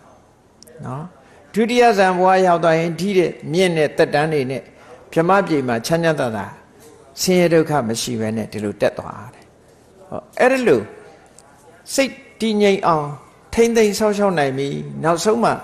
ကာမဂုဏ်အာယုန်တွေကလုံးဝလွတ်ကင်းပြီးတော့ဒီတဘာဝတရားကိုဆင်ញင်သုံးသပ်နိုင်လို့ကိရိတာတွေအလုံးဖယ်ရှားနိုင်ပြီဆိုရင်ထာဝရငြိမ်းတဲ့နိဗ္ဗာန်မှာအာယုံပြုပြီးတော့နေနိုင်သွားတယ်အငြိမ့်တဲ့ပုံမှာတခါတည်းငြိမ်ဝတ်သွားတယ်လုံးဝထာဝရငြိမ်းသွားနိုင်တယ်ပေါ့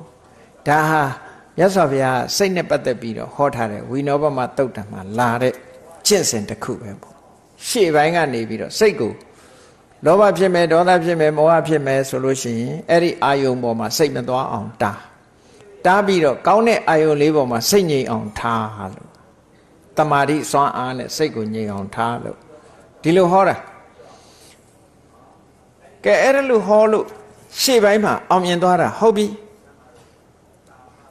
နောက်ကျင့်စဉ်တစ်ခုဝိပဿနာကျင့်စဉ်တစ်ခုမြတ်စွာဘုရားဆက်ပြီးတော့ဟောတယ်ဒါကသမထကျင့်စဉ်နဲ့စိတ်ကိုငြိမ်အောင်လုပ်တဲ့နည်းနော်သမထကျင့်စဉ်နဲ့စိတ်ကိုငြိမ်အောင်လုပ်လိုက်တာပထမဇန်ရမယ်ဒုတိယဇန်ရမယ်တတိယဇန်ရမယ်သရုပ်ထဇန်ရမယ်စိတ်ကလေးကငြိမ်သွားတဲ့အာယုန်တစ်ခုပေါ်မှာယက်တည်သွားပြီးသွားပြီတန်တရားဝတ်ကလွတ်ပလားဆိုမလွတ်သေးဘူးလှုပ်ရှားတွေကြံသေးတယ်အဲ့ဒါကြတော့မြတ်စွာဘုရားဥပမာတစ်ခုနဲ့ဟောတယ်ရှေးတုန်းကတဲ့တိုင်းပြည်အုပ်ချုပ်တဲ့ဘုရင်ကြီးသို့မဟုတ်တိုင်းပြည်မှာအရေးပါအရာရောက်တဲ့အမတ်ချုပ်ကြီးသူတို့ကစောင်းဆိုတာကိုစောင်းတန်ကိုကြားတဲ့အခါစောင်းဆိုတာ तू မသိဘူးစောင်းကို तू မသိဘူးစောင်းတန်လေးတဲ့ကြားတဲ့အခါမှာစောင်းတန်ဆိုတာအမြဲတမ်းตาရတယ်ပေါ့နော်အမြဲတမ်းตาရပြီးတော့ဒီအတန်ထဲမှာနစ်မွန်းသွားစေနိုင်တဲ့စောင်းတန်လေးကိုကြားတဲ့အခါကျတော့ပြောတယ်သူ့လူတွေကိုဒါဘာတန်လဲကွာဟာဒါစောင်းတန်လို့ခေါ်ပါတယ်ဟာဒီလောက်တောင်မမောစရာကောင်းတဲ့အတန်ယူကစားသွားရှာကစားဆိုတော့ဟိုလူကစောင်းကြီးယူလာခဲ့တယ်စောင်းကြီးယူလာပြီးတော့ကြည့်တော့သူကစောင်းထဲကအတန်ငါဘာပြောတော့ဆိုတော့အဲ့ဒီဘယင်ကဘာပြောတော့ဆိုငါကစောင်းကြီးကိုကြည့်ပြီးတော့သူကဘာပြောတော့ဆိုခုနကตาရတဲ့အတန်ကိုငါလိုချင်တာစောင်းမလိုချင်ဆိုတော့စောင်းယူလာတဲ့အမတ်ကဘာပြောပြတော့ဆိုရှင်မင်းကြီးတဲ့စောင်းဆိုတာဟာတဲ့ဒီခုနကအတန်ရဖို့အတွက်အထောက်အကူတွေအများကြီးရှိတယ်တဲ့ဘာတွေတော့ဆိုစောင်းကြိုးရှိတယ်စောင်းအိုးရှိတယ်နော်စောင်းကြိုးရှိရမယ်စောင်းအိုးရှိရမယ်ပြီးတော့တီးတဲ့ပုဂ္ဂိုလ်ရဲ့ရှိရမယ်အဲ့ဒီသုံးခုပေါင်းမှตายရတဲ့အတန်ဆိုတာထွက်တာတဲ့ဒီစောင်းကြီးထဲမှာตายရစောင်းဟာဒီတိုင်းနေလို့ခုနကตายရစရာအတန်မထွက်ဘူးလို့ဆိုတော့ဘုရင်ကြီးကဘာပြောတော့ဆိုငါမလိုချင်ဘူးတဲ့လိုချင်တာကစောင်းတန်ပဲလိုတယ်ဒါကြီးကရှုပ်တယ်ပေါ့ဒါကြီးကရှုပ်တယ်ဆိုပြီးတော့စောင်းတန်ကိုငါရှာမယ်ဆိုပြီးတော့ဒီထဲဘယ်ကထွက်တာလဲလို့ဆိုစောင်းကြီးတစ်ခုလုံးကိုကြိုးတွေဖြုတ်နော်အိုးတွေခွဲစောင်းအိုးကြီးကိုခွဲပြီးတော့စောင်းတန်ရှာတာရှာလိုက်တာစိတ်မှလုပ်တယ်ဘယ်နားကမှအတန်ကထွက်မလာဘူးဆိုတော့ဘုရင်ကြီးကဘာပြောတော့ဆိုဟေးအလကားစောင်းกว่าတဲ့ခုနတော့ကအမှန်တမ်းตายရတဲ့ဟာတွေဘယ်ဘယ်တော့ငါရှာလို့မတွေ့ဘူးတဲ့ဒီထဲမှာตายရတဲ့အတန်များဒီထဲမှာတဏှာမှာအောင်းနေသလားလို့ငါရှာလို့မတွေ့ဘူးကဲစောင်းထဲမှာตายရတဲ့အတန်ဟာအောင်းနေတာရှိနိုင်မှာမလားမရှိနိုင်ဘူးလေစောင်းထဲမှာနော်မြန်မာလူမျိုးတွေစောင်းတီးတဲ့အခါကျတော့ဘာတော့ဒီထူးမခြားနာစောင်းတန်တီးတယ်ဆိုတော့စောင်းထဲကထူးမခြားနာထွက်မှမထွက်တာဘူးတီးတဲ့လူရဲ့ဆိုတဲ့သချင်းနဲ့ဒီဟာနဲ့သာလိုက်ထွက်တာကိုတီးတဲ့ပုဂ္ဂိုလ်ရဲ့ကြွန့်ကျက်မှုပေါ်မှာမူတည်ပြီးတော့အတန်မျိုးစုံထွက်တာအဲ့ဒါကိုဘုရင်ကြီးကငါမလိုချင်ဘူးตายရတဲ့အတန်ပဲလိုချင်တယ်ဘယ်ကထွက်တာလဲဆိုလိုက်ရှာတာမရတဲ့အခါကျတော့ကဲအဲ့ဒီစောင်းကြီးကိုစိတ်မွာခွဲရှာလိုက်တာတခုမှရှာမတွေ့အဲ့ဒီဥပမာအတိုင်းပဲတဲ့မြတ်စွာဘုရားကဘုန်းကြီးတို့တွေမှာခန္ဓာ၅ပါးရှိတယ်ရုပ်ရှိတယ်ဝေဒနာရှိတယ်တင်ညာရှိတယ်သင်္ခါရရှိတယ်ဝိညာဏရှိတယ်၅မျိုးရှိတယ်နော်ရုပ်ဆိုတာဘာတွေကိုပြောတာတော့ဆိုအကြမ်းမြင့်ပြောမယ်ဆိုရင်မျက်စိနားနာလျှာကိုယ်ဒါရုပ်တွေပဲနော်ခန္ဓာကိုယ်ထဲမှာရုပ်ဒီ body ကြီးတစ်ခုလုံးကဒါရုပ်ပဲနော်အတွင်းအသားကလေးစားတွေပြောမှဆိုရင်အသေးတို့နှလုံးတို့လူတွေကလည်းအသေးကခဏခဏကွဲတာနော်အသေးကွဲတဲ့ချင်းတွေကလည်းခဏခဏရှိတယ်အဲ့ဒီအသေးတို့နှလုံးတို့၆ကတ်တို့ဒါတွေနှလုံးသားတို့ဆိုတာလေအမြဲတမ်းတင်စားတယ်အုံနောက်တို့ကဲအဲ့ဒီရုပ်တွေထဲမှာရုပ်တွေရဲ့အတိုင်းတာရှိသလောက်ရှားကြည့်စမ်းဘာရှာရမလဲဆိုငါလို့ပြောစရာဒီမှာရှိတာငါဆိုတာပါလဲမျက်စိကိုငါလို့ပြောမှလားနားကိုငါလို့ပြောမှလားနှာခေါင်းကိုငါလို့ပြောမှလားလျှာကိုငါလို့ပြောမှလားအသည်းကိုငါလို့ပြောမှလားနော်နှလုံးကိုငါလို့ပြောမှလားဆိုပြောစရာမရှိဘူးအကုန်လုံးဟာသူ့ဟာနဲ့သူ့ကြည့်ပဲနော်ငါလို့တခုမှမဖြစ်ဘူး ငါဆိုရင်ငါသဘောတိုင်ဖြစ်မှာပေါ့သူကအခုသူသဘောတိုင်သူဖြစ်တာသူသဘောတိုင်သူဖြစ်လို့အသက်ကွဲတဲ့လူကကွဲအသက်6တဲ့လူက6ကင်ဆာဖြစ်တဲ့လူကဖြစ်နှလုံးဆိုလဲနှလုံးယောဂဖြစ်လို့ဖြစ်နေငါလို့ပြောစရာရှိမှမရှိတာဟုတ်အဲ့တော့တေချာလိုက်ပြီးတော့ရုပ်ထဲမှာလိုက်ရှာလိုက်တဲ့အခါ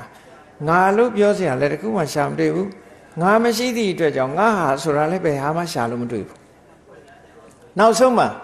လုံနိုင်တယ်၊ကိုင်နိုင်တယ်ဆိုတာတော့မှပဲမရှိဘူး။နှိုင်ဆိုတဲ့အရည်ချင်းဆိုတာလည်းတစ်ခုမှမရှိဘူး။အလုံးပေါင်းလိုက်လို့သာဖြစ်တာ။မျက်စိကလည်းကြည့်လေလူတွေကထင်တာမျက်စိကကြည့်နိုင်တယ်လို့ထင်ကြတယ်မဟုတ်လား။နော်မျက်စိရှိလို့ကြည့်တယ်။မျက်စိကကြည့်တတ်တယ်လို့ထင်တာ။ကဲမျက်စိကကြည့်တတ်တယ်ဆိုရင်အိပ်ပျော်နေတဲ့အချိန်မှာမျက်စိမရှိဘူးလားရှိသလား။ရှိတယ်ကြည့်တတ်ကြလား။မကြည့်တတ်ဘူး။ဘာဖြစ်လို့မကြည့်တတ်တာလဲဆိုတော့အဲ့ဒီအချိန်မှာစိတ်ကဘဝင်စိတ်ပဲရှိတော့ဘဝင်စိတ်ကြီးရှိတော့မျက်စိရှိရတဲ့နဲ့မမြင်ဘူးကြောင်တောင်ကန်းဆိုတာအဲ့ဒါခေါ်တာအိတ်နေတဲ့အချိန်မှာမမြင်ဘူးလူဟာနော်အိတ်နေလို့ဒါမို့အိမ်မော်တက်သခိုးခိုးသွားတာနားကလည်းကြားလိုက်တာမဟုတ်ဘူးနော်လူကသာအိတ်နေတာမဟုတ်နားလည်းအိတ်တာပဲအဲ့ဒီအချိန်မှာဒါကြောင့်မလို့ဒီလိုဖြစ်တာကိုအဲ့တော့တေချာစဉ်းစားကြည့်လိုက်လို့ရှိရင်မျက်စိကမြင်တယ်ဆိုတာအဆင်းအာယုံကစက္ခုပ္ပတာရကိုလာထိခိုက်တယ်ထိခိုက်တဲ့အချိန်မှာဒီနှစ်ခုပေါင်းစပ်မှုထိခတ်မှုစွမ်းအားနဲ့မြင်သိစိတ်ကလေးပေါ်လာတယ်မြင်သိစိတ်ပေါ်ပြီးတော့နောက်ဆက်တွဲစိတ်တွေပေါ်လာလို့မြင်တယ်ဆိုတာဖြစ်ရတာကိုသူတခုတည်းမြင်တာမဟုတ်ဘူးလေနားကလည်းထို့တူပဲအတန်နဲ့နားနဲ့လာရိုက်ခတ်တဲ့အခါမှာကြားသိစိတ်ကလေးပေါ်လာတယ်ပေါ်လာတဲ့အခါမှာစိတ်အစဉ်တွေဖြစ်ပြီးတော့မှကြားတယ်ဆိုတာပေါ်လာတာအနုဆိုမကြားဘူးလေအိပ်ပျော်နေတော့တလောတော့ကဆက်ဆန်းမှတခါတည်းပေါက်ကွဲသွားတာမကြားတော့မကြားလိုက်ဘူးမကြားတဲ့လူတွေအများကြီးပဲကြားတဲ့လူတွေလည်းကြားနားမရှိလို့မကြားတာမဟုတ်ဘူးရှိတယ်နော်အဲ့ဒါကြည့်မယ်ဆိုလို့ရှိရင်ကြည့်လေ तू ကပေါင်းဆက်မှစွမ်းအားဆိုတာရလာတာပေါင်းဆက်မှရတာတခုတည်းဆိုရင်မရဘူးမရသည့်အတွက်ကြောင့်အဲ့ဒီအတိုင်းတာတွေကိုလေ့လာသုံးသပ်ကြည့်လိုက်မယ်ဆိုရင်ငါလို့ပြောစရာလည်းတခုမှမရှိဘူးငါဟာလို့ပြောတာတခုမှလည်းမရှိဘူးငါမြင်နိုင်တယ်ငါကြားနိုင်တယ်ဆိုတာလည်းတခုမှမရှိဘူးပေါ့အကြောင်းအကျိုးညီညွတ်ရင်မြင်မယ်အကြောင်းအကျိုးညီညွတ်ရင်ကြားမယ်အကြောင်းမပြည့်စုံရင်မကြားဘူးအကြောင်းမပြည့်စုံရင်မမြင်ဘူးဒီလိုဖြစ်တာမဟုတ်လားအဲ့တော့ရုပ်ကိုဆန်းစစ်ကြည့်လိုက်တဲ့အခါမှာရုပ်ရဲ့အတိုင်းအတာတစ်ခုကိုကြည့်လိုက်လို့ငါဆိုတာလည်းရှာမတွေ့ဘူးဝေဒနာကိုလေ့လာသုံးသပ်ကြည့်တဲ့အခါမှာလည်းဝေဒနာမှာငါဆိုတာလည်းမတွေ့ဘူးငါဟာဆိုတာလည်းမတွေ့ဘူးတင်ညာကိုဆင်ញင်သုံးသပ်ကြည့်လိုက်တဲ့မှတ်သိစိတ်တွေငါဆိုတာလည်းမရှိဘူးငါဆိုတာလည်းမရှိဘူးသင်္ခါရဆိုတဲ့လှုပ်ရှားမှုတွေစိတ်ဆော်မှုတွေတွေးချမှုတွေကိုလေ့လာကြည့်လိုက်တဲ့အခါမှာလည်းပဲအဲ့ဒီထဲမှာလည်းငါဆိုတာမရှိဘူးငါဟာဆိုတာလည်းမရှိဘူးအကြောင်းတရားကြောင့်သာဖြစ်ပေါ်လာတာနော်ဟေတုတံပါရပစ္စယဆိုအကြောင်းတရားတွေစုပေါင်းပြီးတော့မှဓမ္မာဓမ္မေဇနင်းတိဓမ္မကဓမ္မတစ်ခုကိုဖြစ်စေတယ်တဘာဝတရားတစ်ခုကတဘာဝတရားကိုဖြစ်စေတာနော်လူကဖြစ်စေတာလည်းမဟုတ်ဘူးပေါ့နော်အကြောင်းတရားတွေပေါ်လာတဲ့အခါမှာဖြစ်ပေါ်လာတယ်အကြောင်းတရားတွေချုပ်ငိမ့်သွားတဲ့အခါချုပ်ငိမ့်သွားကြတယ်အဲ့ဒါကြောင့်မို့လို့ငါလို့ပြောစရာလည်းမရှိဘူးငါဟာလို့လည်းပြောစရာမရှိဘူးဒီတိုင်းပဲမျက်စိနားနာလျှာကိုယ်စိတ်အာယုန်တွေထဲမှာဖြစ်သမျှတွေကြည့်လိုက်မယ်ဆိုရင်ငါလို့ပြောစရာလည်းမရှိဘူးငါဟာလို့ပြောစရာလည်းမရှိဘူးလို့ဒီလိုမြတ်စွာဘုရားကဝိနောပမသုတ်တံမှာဟောကြားထားတာဖြစ်ပါတယ်ဒါကတော့ဝိပဿနာဉာဏ်နဲ့စွမြင်သုံးသပ်ကြရမှာဖြစ်တယ်အခုလိုဆင်ញင်သုံးသပ်နိုင်တာလဲဝိပဿနာဉာဏ်အတွက်အမတန်မှတန်ဖိုးရှိတဲ့လမ်းကြောင်းကိုပေးထားတာပဲပေါ့နော်ဒါတွေကိုဆင်ញင်စဉ်းစားတတ်ဖို့လိုတယ်ကဲဘယ်လိုဆင်ញင်စဉ်းစားဒီဆင်ញင်စဉ်းစားရဲဆိုတာဘာနဲ့ဆင်ញင်စဉ်းစားတာတော့ဆိုတမ္မာဒိဋ္ဌိမှန်ကန်စွာမြင်မှုမှန်ကန်စွာမြင်နေဆိုတာယုတ်တရားနံတရားတွေပေါ်မှာအမှန်မြင်လာတာတမ္မာဒိဋ္ဌိအဲ့ဒါလို့အမှန်မြင်တာဘာကြောင့်မြင်လို့ဆိုရင်တမ္မာသင်္ကပ္ပမှန်တွေးနိုင်လို့မြင်တာအေးအမှန်မြင်အမှန်တွေးပြီဆိုရင်ဘာလို့ရမှာလောက်ရတမ္မာဝါယာမအမှန်ကြိုးစားအထောက်အမှန်ကြိုးစားအထောက်တယ်ဆိုတာကိုယ်တဏ္ဍာမှာလောဘတွေမဖြစ်အောင်ဒေါသတွေမဖြစ်အောင်ထိမ့်သိမ့်တာဒါကြိုးစားတယ်လို့ခေါ်တယ်ဖြစ်လာတဲ့လောဘဒေါသမောဟတွေကိုဖယ်ရှားဖို့ကြိုးစားတယ်မဖြစ်သေးတဲ့အသိဉာဏ်တွေဖြစ်ပေါ်လာအောင်ကြိုးစားတယ်ဒါမှန်ကန်တဲ့ကြိုးစားမှုလို့ခေါ်တယ်ကြိုးစားလာပြီဆိုလို့ရှိရင်အာယုန်နဲ့တတိအမြဲတမ်းထားဘုန်းကြီးတို့တွေအမတ်တမဲ့နေလို့ရှိရင်ကိုယ်စိတ်လေးကိုကိုယ်ပိုင်တယ်လို့ထင်နေကြတယ်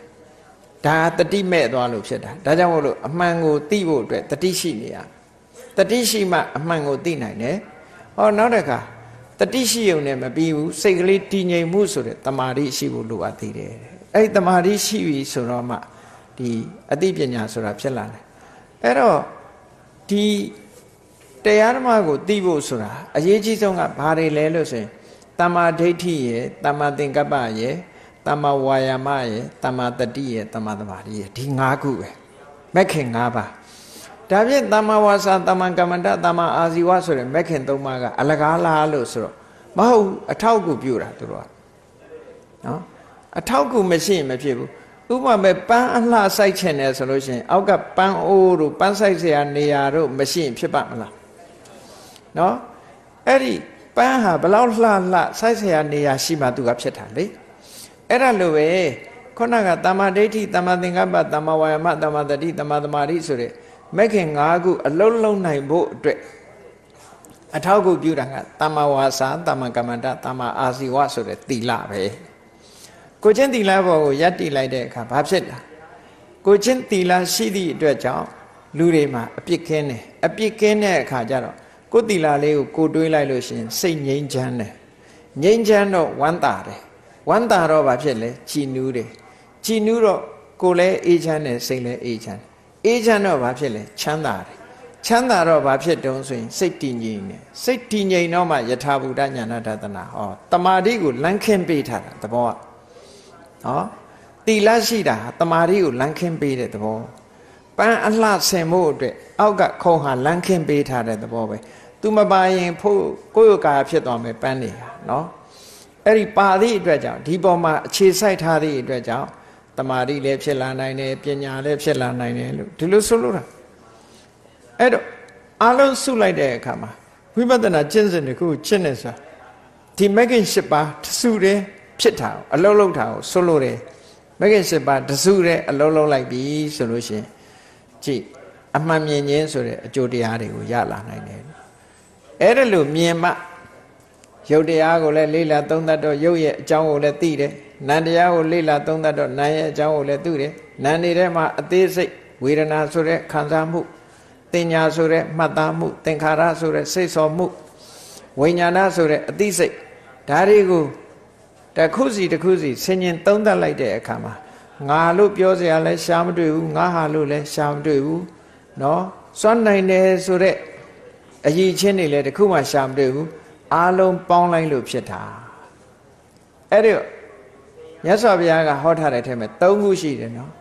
အဟံဆိုတာငါကိုပြောတာမမဆိုတာငါဟာကိုပြောတာအတ္တမိဆိုတာအရည်ချင်းကိုပြောတာကဲဒါလေးကိုထင်ရှားအောင်စွန့်နိုင်မှုမရှိဘူးဆိုတာလေးနဲ့ပတ်သက်ပြီးတော့ထင်ရှားအောင်ပြောရမယ်ဆိုရင်ရုပ်သေးရုပ်ကလေးကိုကြည့်လိုက်ရုပ်သေးရုပ်ကလေးတစ်ခုကိုကြည့်အဲ့ဒီရုပ်သေးရုပ်ကလေးကိုဘသူကမှဟောကျိုးကနေဆွဲပြီးတော့ကပြမှုမလုပ်ဘူးဆိုရင်ရုပ်သေးရုပ်လေးကသူကသူလှုပ်နိုင်ရလားမလှုပ်နိုင်ဘူးရုပ်သေးရုပ်နဲ့ကျိုးနဲ့ပေါင်းဆွဲတဲ့လူနဲ့ပေါင်းမှလှုပ်တာမဟုတ်လားသူကြီးဆိုမလှုပ်ဘူးလေအဲ့ဒါလိုပဲရုပ်နဲ့နာနှစ်ခုပေါင်းလို့လှုပ်တာတစ်ခုတည်းဆိုရင်ဘာမှစွမ်းအားမရှိဘူးရုပ်ကလည်းရုပ်ကြီးဆိုရင်စွမ်းအားမရှိဘူးနာမ်ကလည်းနာမ်ကြီးဆိုစွမ်းအားမရှိဘူးဒီနိုင်လေးပဲကြည့်လိုက်အောင်နိုင်လေးဟာဘက်ထရီကြောင့်မို့လို့သွားနေတယ်ဘက်ထရီဖြုတ်ကြည့်ပါလားဘာပြနိုင်လဲဘာမှမပြနိုင်တော့အဲ့ဒါလိုပဲဘက်ထရီနဲ့ဒီနိုင်ရဲ့ကိရိယာတွေနဲ့ပေါင်းလိုက်တဲ့အခါမှာနိုင်လေးကအချိန်ကိုပြောနေတာမှန်မှန်ကန်အချိန်ပြောနိုင်တယ်ဘက်ထရီနှုတ်လိုက်တာနဲ့အချိန်ပြောစရာမရှိတော့အဲ့ဒါလိုပဲရုပ်နဲ့နာနှစ်ခုပေါင်းနေလို့လှုပ်ရှားတာသွားလာတာတကယ်တော့တစ်ခုတည်းဆိုရင်စွန့်ရင်တတ္တိမရှိဘူးလို့ဒီလိုပြောတာနော်စွန့်ရင်တတ္တိဟာမရှိဘူးဒါကြောင့်မို့အတ္တမိငါလုံနိုင်နေဆိုတာတစ်ခုမှမရှိဘူးဒီထဲမှာပေါင်းစပ်လို့သာဖြစ်တာငါလုံနိုင်တာဆိုတာတစ်ခုမှမရှိဘူးဆိုရင်အဲ့တော့ငါဆိုတာကဒိဋ္ဌိကိုငါဟာလို့ထင်တာကတဏှာငါလုံနိုင်တယ်ဖြစ်နိုင်တယ်ဆိုတာကမာနပေါင်းလိုက်တဲ့အခါကျတော့ဒီရှုမြင်သုံးသပ်မှုဟာတဏှာကိုလည်းပယ်တယ်ဒိဋ္ဌိကိုလည်းပယ်တယ်မာနကိုလည်းပယ်တယ်ပေါ့ဒီတဏှာမာနဒိဋ္ဌိဆိုတဲ့ဒီ၃မျိုးကြောင့်တန်တရားတွေကမထွက်နိုင်မဲ့နဲ့တဝဲလဲလဲဖြစ်နေတာတဲ့အဲ့ဒီ၃ခုကိုဖယ်ရှားနိုင်ဖို့ကြိုးစားအထောက်ကြမှာဖြစ်တယ်လို့ ဝီနောပမတုတ်မှာအနှစ်ချုပ်အနေနဲ့အခုလိုဟောကြားတာဖြစ်ပါတယ်ဒါကြောင့်တရားချစ်ခင်သူတော်စင်ပြိဿအပေါင်းတို့ဘုရားမြတ်စွာဟောကြားတော်မူခဲ့တဲ့ဝီနောပမတုတ်တံမှာပထမအနေနဲ့တပဋ္ဌာကျင့်စဉ်တစ်ခုကိုကျင့်ပြီးတော့မကောင်းတဲ့အာယုံဘက်လောဘဖြစ်မဲ့အာယုံဒေါသဖြစ်တဲ့အာယုံမောဟဖြစ်တဲ့အာယုံဘက်ကိုမသွားအောင်စိတ်ကိုတည်ငြိမ်သွားအောင်တပဋ္ဌာကျင့်စဉ်တစ်ခုကိုကျင့်ပြီးတော့ထိန်းရမယ်ပြီးတဲ့အခါမှာတမာတိစွမ်းအားတွေကိုယူပြီးတဲ့အခါမှာယုံနာဓမ္မသင်္ခါရတရားတွေသို့မဟုတ်ခန္ဓာ၅ပါးကိုအသေးစိတ်လေးလာဆင်ញင်သုံးသပ်ခြင်းဖြင့်ငါဆိုတာမရှိဘူးငါဟာဆိုတာမရှိဘူးငါလုံနိုင်တယ်ဆိုတာမရှိဘူးဆိုတာကိုသေချာအောင်ကြိုးစားအထောက်ကြရမယ်ဝိပဿနာကျင့်စဉ်တစ်ခုကျင့်ကြံကြိုးကိုအထောက်အဲ့ဒါကြောင့်မလို့သမထနဲ့ဝိပဿနာနှစ်ရပ်ပေါင်းစပ်ထားတဲ့ဒီဝိနောပမသုတ်တံဒေသနာတော်အတိုင်းကျင့်ကြံကြိုးကိုအထောက်မယ်ဆိုလို့ရှိရင်တရားချစ်ခင်သူတော်စင်ပြိဿတ်တို့အမြဲတမ်းမျှော်လင့်တောင်းတနေကြတဲ့နိဗ္ဗာန်ချမ်းသာဆိုတာရရှိလာမှာဖြစ်ပါတယ်ဒီအလုပ်မလုပ်ဖဲနဲ့နိဗ္ဗာန်ချမ်းသာကိုတော့မရနိုင်ဘူးတဲ့ဒါကြောင့်နိဗ္ဗာန်ချမ်းသာဖို့ရဖို့မှန်ကန်တဲ့လမ်းကြောင်းဆိုတာဟာတပဋ္ဌာကျင့်စဉ်နဲ့ဝိပဿနာကျင့်စဉ်ပေါင်းစပ်ပြီးတော့ကျင့်ကြံကြိုးကုပ်အားထုတ်ခြင်းဖြင့်သာရနိုင်တယ်အဓိကအားဖြင့်ဝိပဿနာကျင့်စဉ်ကနေပြီးတော့မေတ္တရားဖို့တရားကိုဆက်ရောက်နိုင်တယ်လို့ကိုယ်စီသဘောကျပြီးကျင့်ကြံကြိုးကုပ်အားထုတ်တော်မူနိုင်ကြပါစေကုန်သတည်း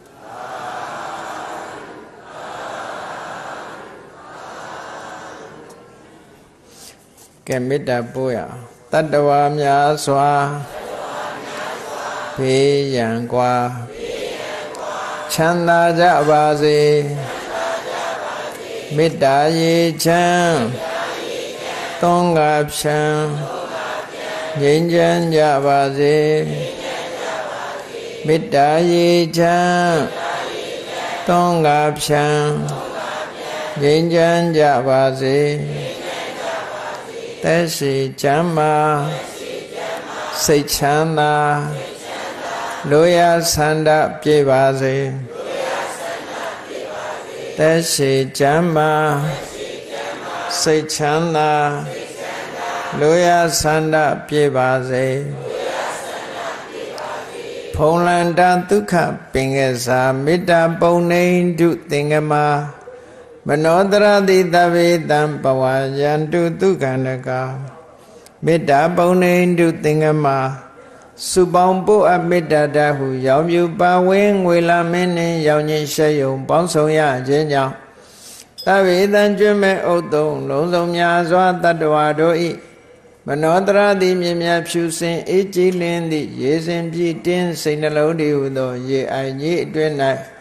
ဒုက္ခပင်ကစားစင်ထာဝရအေးမြကြည်သာတာယာပွင့်လန်းချမ်းသာဒုက္ခတည်ဟုသောကုမုဒ္ဒရာကြာပန်တို့သည်ဖုံလန္တဝန္တာရှင်မြူဝမုံလူလျက်ကြည်နူးပွဲကြုံဖူးပွင့်ကြကုန်သည်ဖြစ်၍ဒုက္ခန္တကလေအောင်လေးတဲ့ရောရှက်သင်ပြန့်ပီတိတိဟုသောယနန်တို့သည်ဘဝယန္တုကောင်းစွာမဲ့သွေကြိုင်လိုက်၍နေကြပါစေကုန်သတည်း